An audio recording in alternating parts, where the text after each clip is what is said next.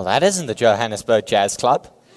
What am I doing here? I'm meant to be doing a talk on operating systems. Yeah, those things. Jazz Club starts in 1 hour. I think I can pencil you in for 40 minutes, Dad. Can you just take those? Yep, try not to break the reed when you put it down. Thanks. You can take that, that.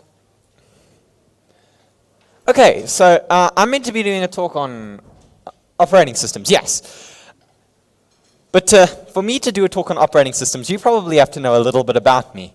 So let me give you a short history of where I learned to pick up this strange hobby. A history of me. About 3 years ago, my family decided that it would be a really good time to renovate the house. This meant that we had to knock down all of the walls and take out all of our furniture and store it away for safekeeping. Then, after we were done with that, we had to unpack it. And in the process of unpacking all our furniture and precious commodities, I found these, my mom's old university textbooks. And this one in particular, by Andrew Tannenbaum, interested me quite a bit. And I brought these to my dad after reading through it and seeing, hey, there was a brief history on operating systems and even some of the Minix source code. And I brought this to my dad and I told him, hey Dad, this looks quite interesting. And he just looked at me and he said, Cayden, you are not programming an operating system. Like the scholar I was, I completely ignored him, and I went later after that and Googled writing operating systems, and I figured out there's a small community dedicated to writing these arcane computer programs. And so I started learning, and here I am. What? So, what is this talk about? I'm going to show you how to create a very basic operating system, really just the bare bones that you cannot live without. To do that, you'll need a very quick 101 on what an operating system is in general. A quick note is that this talk is actually quite a subjective one, and there is no right or wrong way to do it. I just show you one way of millions to look at it. With that out the way, let's start with some pretty pictures. Parts of an operating system. We have 3 layers. Every good thing happens in layers. And most people will know what this layer is. This is the hardware. These are the physical pieces of our computer that we like to spend monstrous amounts of money on. And over here we have user space programs. Also things we like to spend monstrous amounts of money on. We normally call them apps. Underneath it is a libc. Most of you will know that as a standard library. But a lot of people don't know this. This is a big green chunk over here. A lot of people don't seem to know what it is. His name is the kernel, and he's probably a really big part of the operating system. And he does a lot of things. His purpose is to manage drivers, as you see over there, manage the processor via processor-dependent code, and do a lot of the things we don't think about, like giving different tasks processing time, facilitating the access of files, managing our memory, and providing what they call a kernel API, or its real name, a system call interface, to allow user applications to run things they're not allowed to, such as opening a file, creating a directory, removing something. A lot of people don't know that this block exists, but it's actually probably the biggest part of an operating system, and when most people talk about writing an operating system, a lot of the times they'll talk about writing this big green block over here. Yeah, we'll be covering a very tiny part of it. In truth, there's actually so much to cover up here that it would be very difficult for me to give any real unbiased opinion on it. And even here, there's just about 50 billion ways of implementing drivers that I'm not going to talk about. Process-dependent code is what everything up there relies on, and it's one of the things you'll have to do first. So I like to think that this is what we have to talk about. And of course, to write processor-dependent code, we have to talk about the hardware it runs on top of, or at least some of it. So, without further ado, every good technical talk has its boring parts, and this is no exception, ladies and gentlemen. We'll be doing a few boring parts, so those of you who've got your notebooks out, this is the time where you start profusely writing. I'm going to give you the most basic coverage of x86, and it'll give some context to the fun code. There will be fun code that's coming later on. The hell is an x86? See, I'm just throwing around words and answering them later, you see. I'm not going to read this to you. I think you can read. I'm just going to tell you what it means. It's a set of processes that share some common instruction set that make them intercompatible with one another. It was originally developed by Intel, but nowadays AMD also manufactures them. They're the CPUs, the processors that we find a lot in our bigger computers such as laptops, desktops, and all of that. Besides the new M1 Mac, that runs what's called a RISC-V or ARM processor, actually. M1 is not ARM, but it's a RISC-V processor. We're not going to be talking about that since that requires you learning something completely new, irrespective of this. Registers. They're essentially very quick, very small variables ingrained into your CPU that are meant to be fast in general access. They have names because there's a limited amount of them that you can have and access. That depends on your CPU. Some of them are general purpose. They're called scratch registers. This is how we like to think of variables. Throw a value in, get a value out, does nothing special. Other ones have special purposes, like setting where your stack is and setting where your segment registers are, getting to that. They have their own names. Assembly. Assembly was the first programming language that us humans ever invented. But we're not going to think of it as a programming language once you see how ugly it is. Assembly is actually really meant to be a human-readable machine code. That's its sole purpose in life. I'll be talking about x86 assembly, since that's the processor I'm working on, and most assemblies they're dependent on the processor you write them for. Other CPUs will have their own assembly and assembly styles, but I'll be talking about the assembly for the processor I'll be writing for. This actually brings us on to what languages we're allowed to use to write operating systems. Anything that can output assembly, raw machine code, or code that compiles to either of those two that is independent of your operating system, mouthful I know, can be used to write an operating system. We'll get to some of those languages in a little bit. Modes. Real name operating modes. We don't see this a lot on more modernly designed CPUs, but Intel loves backwards compatibility, and modes allow them to keep those layers of separation between upgrades to them. Real name operating modes, they set out what the CPU can access and can do. Actually, a large part of it is what instructions the CPU can access and what extensions, like floating point extensions, because Intel CPUs do not come with the ability to use floating point numbers by default, and how much memory the CPU can access. I'm going to be talking about a mode called long mode. This is the most modern mode. It allows us to access 2 to the 64 bytes of memory, which if you whip out a calculator right now, I'll tell you is a frick ton of memory. And it's also just the most modern and the most fun to work with, in my humble opinion. All x86 computers actually start in a mode called real mode, on the other hand. Real mode was the first mode that was ever invented by Intel, and every single x86 CPU will be able to support real mode. Memory. I'm pretty sure you know what this is, but Intel's special because it likes backwards compatibility, so there's a few things for you to learn about memory. You probably know that memory is represented in addresses, where we have a number that can correspond to 1 byte of memory. But this is the special part. Back when computers had more memory than register size to store an address, we had to use 2 numbers to represent 1 address, and this was called segmentation. This is quite important because Intel loves backwards compatibility. A segment is usually represented as some number A is represented to some number B. And in different modes, segmentation is calculated differently.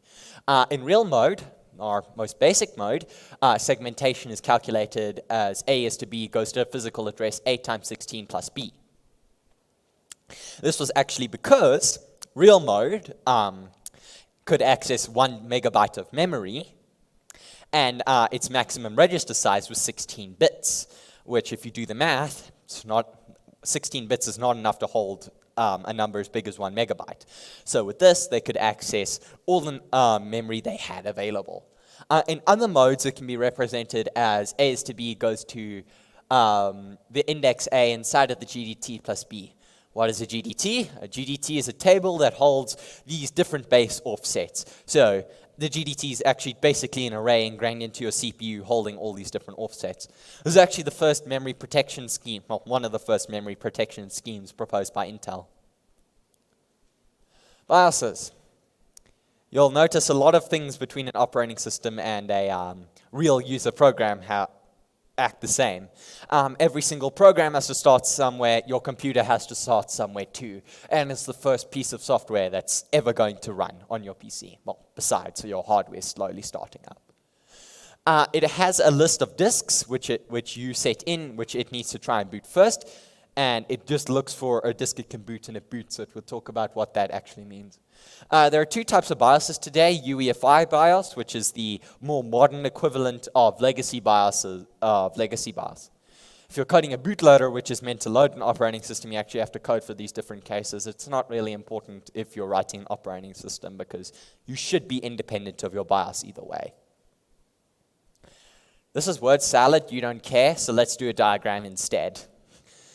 So, this is just for legacy BIOS. UEFI works slightly differently, but it's similar. Not exactly the same, though. Your computer starts, it gets the first disk in that boot list, it reads that first sector into memory, and it questions, does it have a bootable disk signature? That is if it finds a hex 55 at offset 511 of that memory it loaded it into, and hex AA at offset 511.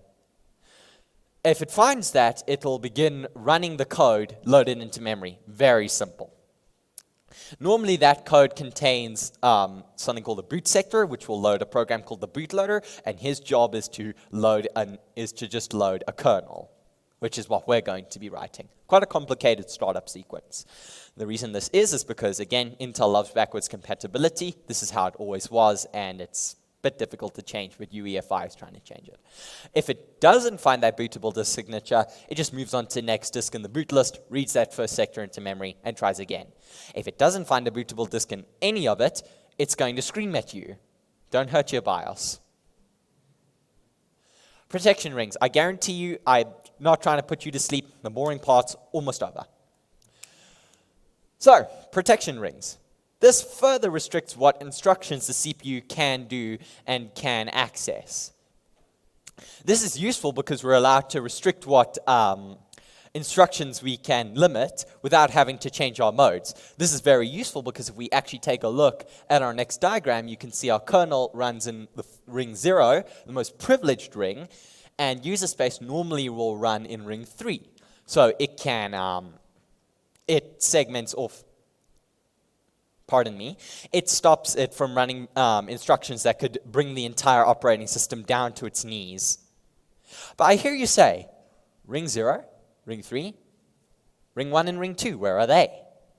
Well, in fact, back in the olden days when we still were using 32-bit x86, we had 4 rings, ring 1, 2, 3, and 0.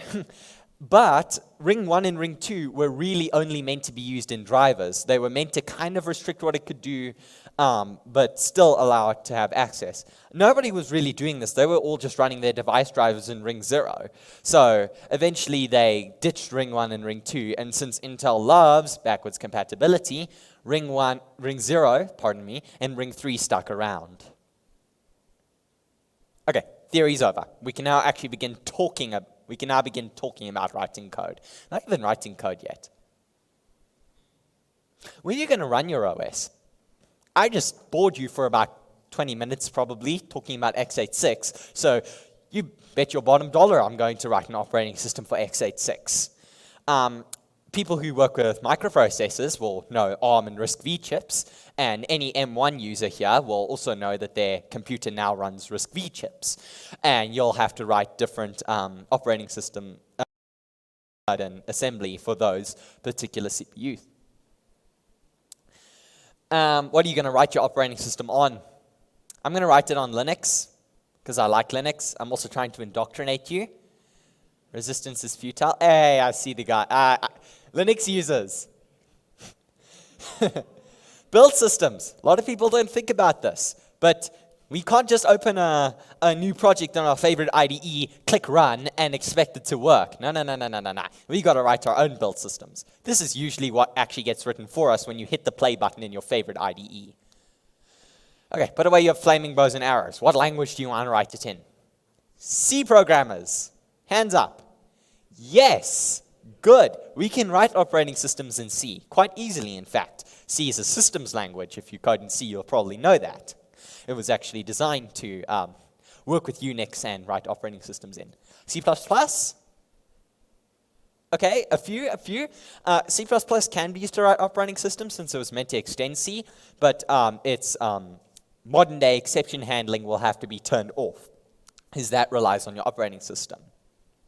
Basic programmers. Thank goodness nobody raised their hands.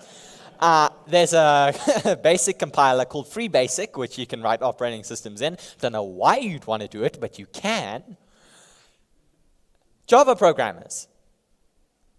To be expected. You probably shouldn't write an operating system in Java, since you probably know that Java compiles to JVM bytecode, which is not a language that compiles down to C, to assembler or machine code. So that's not going to happen.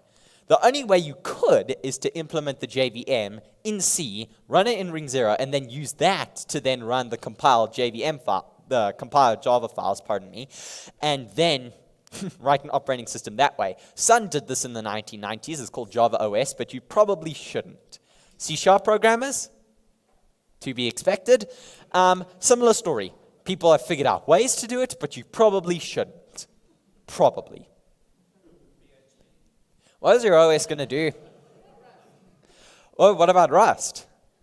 I think so. I've seen people create crates for that type of stuff.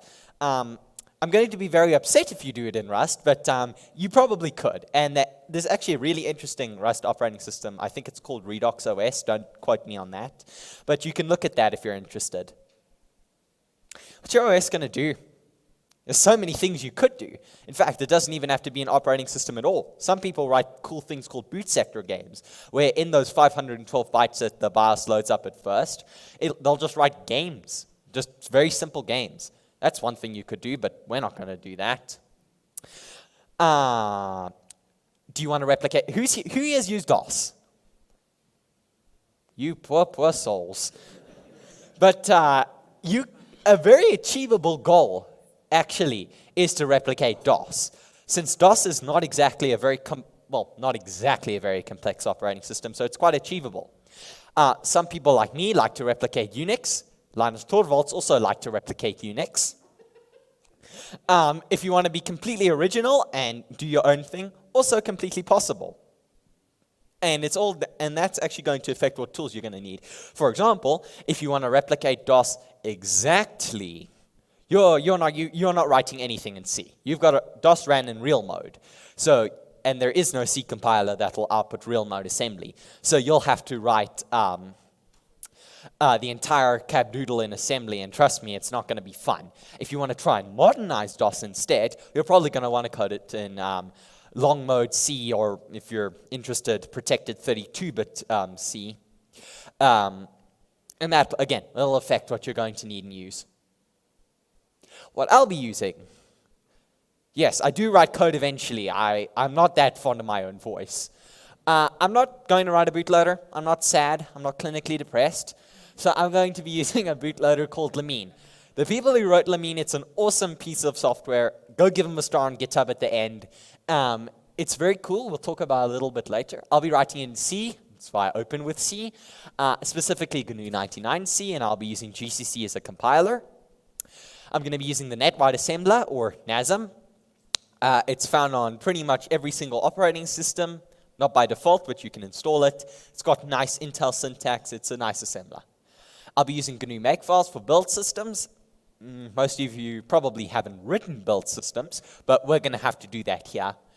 And since operating systems are meant to run on PCs, and I don't have a second PC, and I don't feel like turning off my PC just so that I can run it, I'm going to be using a virtual machine or emulator, I guess you could call it. I'm going to be using one called QEMU to run my operating system on. It's It's found on Linux. I think you can find it on Windows. It's nice because you can configure it via the command line, which makes it very nice to build with.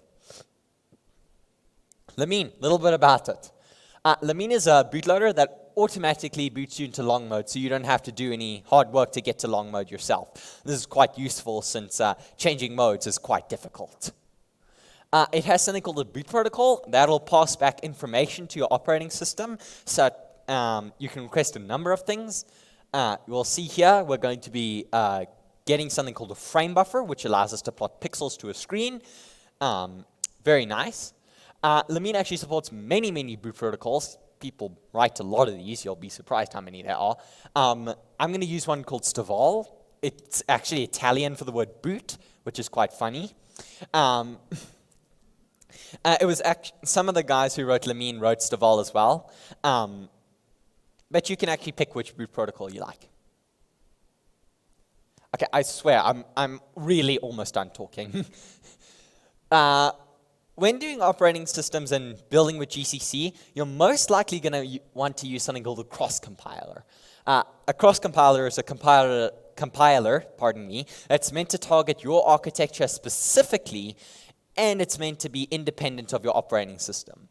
It sometimes isn't necessary, but it's still highly recommended, because sometimes when you build using the GCC compiler that comes with your ordinary Linux system, it can sometimes cause bugs since that's optimized to output code for Linux. Okay, I'm done talking. Let's write some code.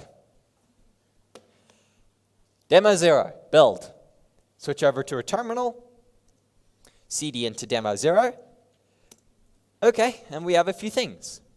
The blue ones over here, these are folders or directories, whatever you want to call them, and the white and green ones are all files. The cross directory, we're not going to go inside it. This contains our cross compiler and all of its binaries. I'll actually link to a script which you can use to get one of these at the end of the talk. Limine, you can clone this from their GitHub. It will come with a few binaries, which I've actually copied out here, or you can build it for yourself from the source. SRC, this is where we're actually going to put our own source code. At the moment, it's empty, but we're going to add code to it later. Compile flag is just from my editor. You don't need to worry about it. Limine.cfg is the first file we've actually got to open. It's quite simple. Just sets how long until it automatically needs to boot, where it needs to use graphics, the entry for our operating system, since all good bootloaders should be able to boot multiple kernels. The protocol we want to use, in this case, we're going to use Staval, the more modern Staval 2. And we're going to set the path to our kernel, which in this case is the / means the boot disk, and we're going to find it in directory /boot/kernel. Lovely. The next two are binary files. Limine install will just install Limine to any file. Since Unix and Linux represent hard disks as files, we can just use it to install it on any hard disk or file we want. We'll be using a virtual hard disk in our case. Limine.sys is a little bit of bootloader theory, which I'm not going to explain too much. It's there because Limine needs it, or else it'll scream at you, and we don't want that. Linker.ld, this makes sure that the C compiler places all of our segments in the correct place and doesn't try to do any funky relocations, which are normally quite good for a userland application. And finally, the build file itself, the make file. I'm going to explain it quite quickly. Here we set the linker, here we set the compiler, the assembler, where we want our code to be outputted, the kernel itself, the hard disk, the command which we use to invoke QEMU. Here we see we pass in 256 megabytes of memory, and we just set a bunch of stuff. C flags, this is like configuring your compiler in your favorite IDE. -G builds in debugging symbols, so we can debug our things quite a little bit easier. Verbose warnings, set the standard. Make sure our compiler treats our code like kernel code, make it independent of the operating system, and a few other things to turn off a few errors we don't want, and make sure that we avoid some bugs. The linker is the same, well, roughly the same. So is the assembler. We collect all the files we need, and the rest of it is just to compile, link the kernel, copy it to a hard disk, and install Limine on it. Yeah, this is what we call the boring demo. We're not exactly a big fan of it. Limine and the frame buffer. Okay, picture this. You've opened your favorite IDE. You've created your new project. what do we do afterwards? Depending on the person, you're either going to go sulk and cry, or you're going to actually go write some code. In our case, we're not depressed, so we're actually going to go write some code. And the first thing we're going to view is the Staval2 header file. Not my code, I'm going to say up front. It's written by the guys who wrote the Staval protocol. It's just needed so that we can actually receive the information we get back from Staval. The next file we're going to view, this is actually not really where our code begins, even though it is called boot.c. This is just where we start making requests for all the things we want. Here we create our frame buffer request, so we can get a place in memory where we can plot pixels. Here we can see we request for our height to be 0, width to be 0, and we have 32 bits per pixel, which means we get about 16 million different colors to choose from. The reason our width and height are 0 is it means we can let the bootloader decide which resolution is best for us. And here, this is actually our main header. Here we set the entry point for our program, which is our kernel main function. Here we set the stack, which we declared up here. We set some flags, and we link back to our frame buffer request. And then over here, in our main file, this is another function that is given to us by the Staval people. It just allows us to actually get the tags we request. And over here, this is where the magic really begins. Kernel main, our main function.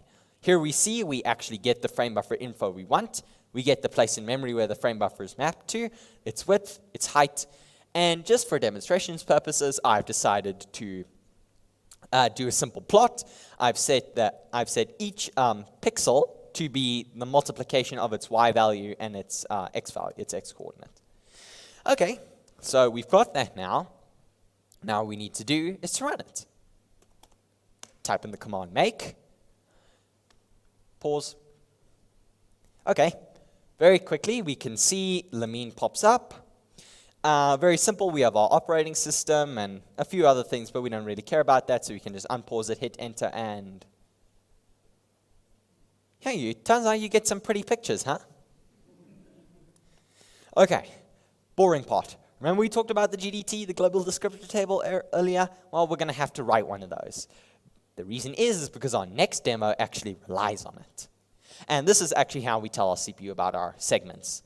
We don't actually care much for segmentation nowadays. Nowadays, what we actually do is we use something called a flat memory model where we start all of our segments at offset 0, but we still need to have a GDT anyways. So, demo 2, we have 2 new files. The first new file is gdt.h. Here we see we have the 3 segments we want. We have the GDT pointer, which we pass to the CPU to tell us where the GDT is and how big it is. We have the entries in the GDT itself. They just look like that. And the GDT, in our GDT structure, we're just going to have 3 GDT entries. And, of course, the init GDT function. Then for the actual initialization of it, we need to go to gdt.c. Here we go. We set the null descriptor, which is all zeros. We set the first entry in the GDT. It has a few flags here and there. Notice how the flags in GDT2 and GDT1 are different, but all of their limits, bases, and all of that, they're all 0. Here we actually set the GDT pointer, and then we actually load the GDT itself. And here we have this horrible block of what's called inline assembler. It allows us to write assembler in C. It's quite useful. We call the lgdt instruction, which allows us to load the GDT into the CPU. But then to actually make sure the CPU uses the segments we want, we have to run this horrid block of inline assembler. It's not nice, but it needs to be done. And then in our main function, we just call our initialize GDT function. We run it, and big surprise, it does nothing. Well, at least not that we see. If we go over here, QEMU provides us a nice little info terminal, which we can type info registers. And here we can actually print out all the registers and their different values. And over here we see the GDT has received itself a value, which means we've loaded a GDT and our operating system hasn't died on us. Here comes the interesting part. IDT, interrupt descriptor table. Picture this. Written some production code. You're going to push it out. You're proud of yourself. But what is your worst enemy? It's your users, of course. They're stupid. They're going to make mistakes. They're going to bugger up your code. You need to add exception handling. You need to make sure that when they do something wrong, you immediately tell them about it. And what would you do in your favorite high-level language? Try catch. Easy enough. When we write operating systems, we use something called an IDT, or an interrupt descriptor table. It's a table where we just have a bunch of entries, and it links to some address that the CPU needs to run when it encounters some specific error. There are a few basic default ones. They each correspond to some entry in the GDT. And there's actually two types of interrupts. You have the errors we talked about, when the CPU goes haywire and we need to stop, or when the hardware wants to cause an interrupt to tell the CPU, hey, I have a value for you to read. We're not going to do hardware interrupts, but we will be doing errors, because that's one of the basic steps to debugging. We actually need to tell the IDT what segment to run in, and that's why we still need that little GDT we set up earlier. So kill this. Go out, demo 3, and this is a bit of a big demo. There's 4 new files in this one, so we're going to go quite quickly. First, we have the IDT.h file, very similar structure to the GDT.h. There's what an entry in the IDT looks like. There's the IDT pointer. Here's the IDT itself. It has 256 entries.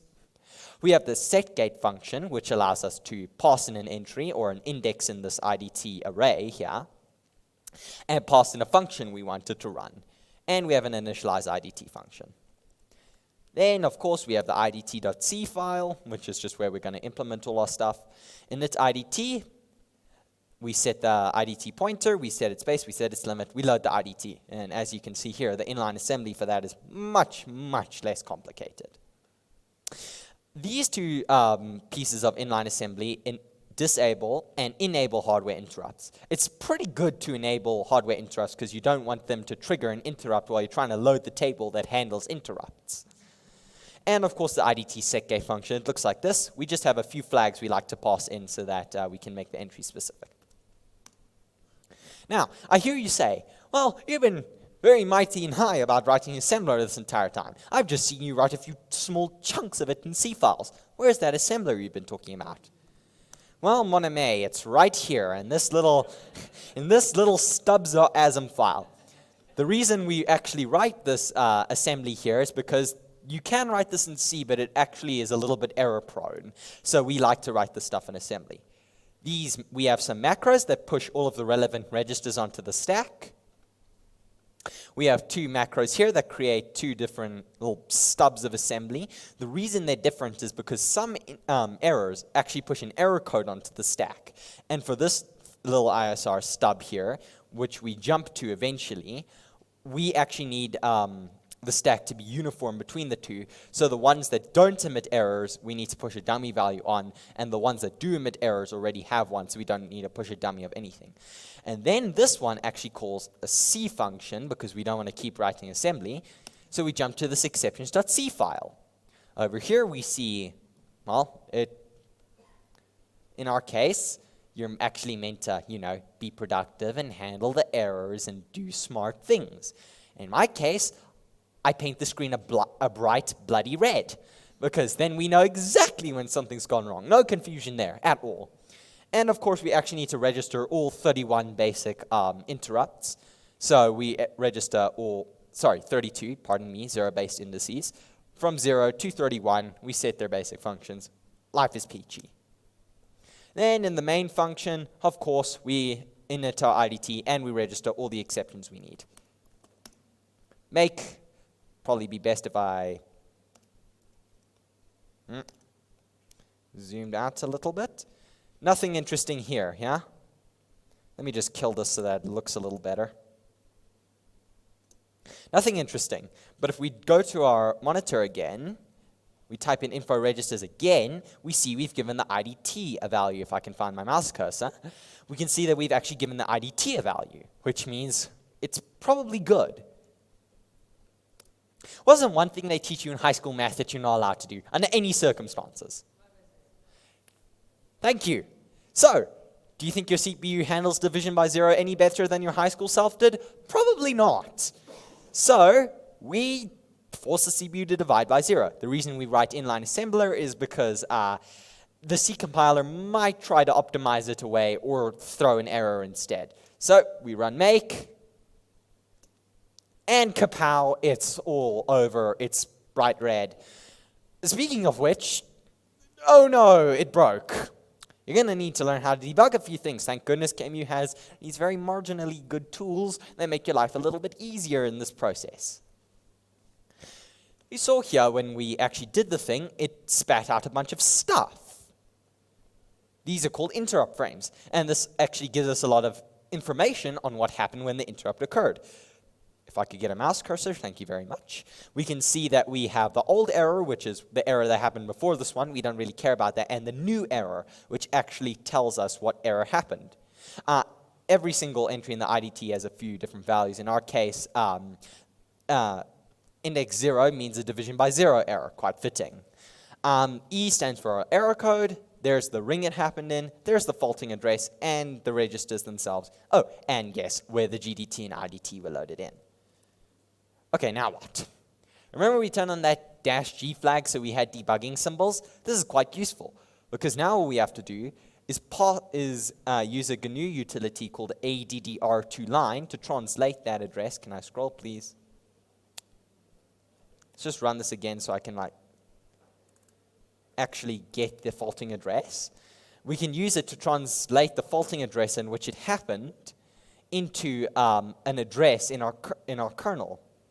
Here we see that PC we saw earlier, so we can just copy that, addr to line, pass in the faulting address, and it gives us a direct path to where we need to go look. And if we view the main.c function, and at line 41, isn't that our division by 0 error? More advanced debugging techniques.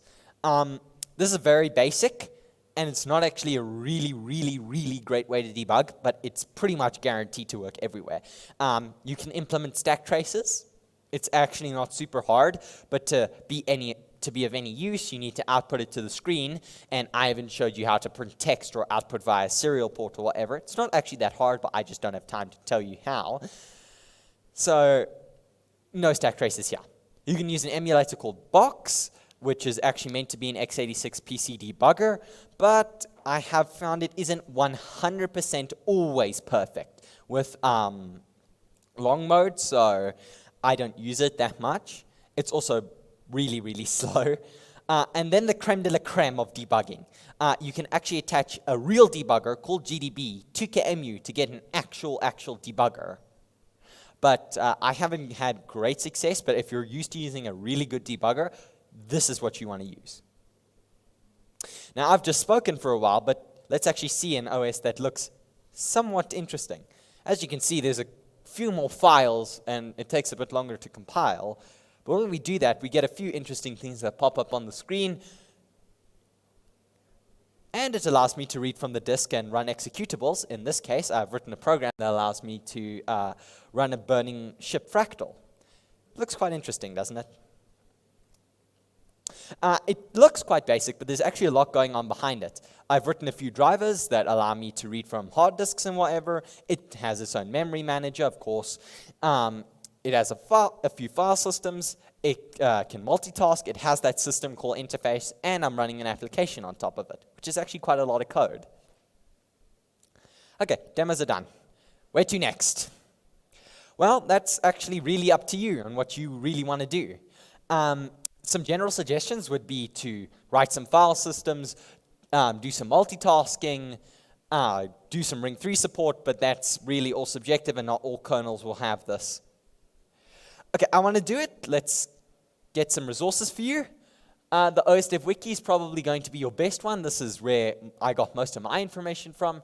This is the new OSDev Wiki. It's meant to be more targeted to long mode operating systems, but it's a bit newer, so it has a little bit less information. The AMD manual documents actually what happened, the x86 CPU, and that's quite useful to have. This one is a lot of 32-bit code and a lot of tutorials which are a little bit outdated, but they show you how to lay out a project quite nicely. A few other things are quite nice to have if you're going to recreate Unix. You're going to want the POSIX specifications. a bit of a general one, but if you want to write drivers for hardware, the wikis normally have good resources, and actually, a lot of the times, the people who write technical documents write decent technical documents too. And of course, a link to the GCC cross-compiler for building cross-compilers. But at credits, go give Limine a star on GitHub. It's a really awesome piece of software. Same for the Staval Beat protocol. They have the C files and documentations for how to use them nicely. Thanks for listening. I've got a jazz club to catch.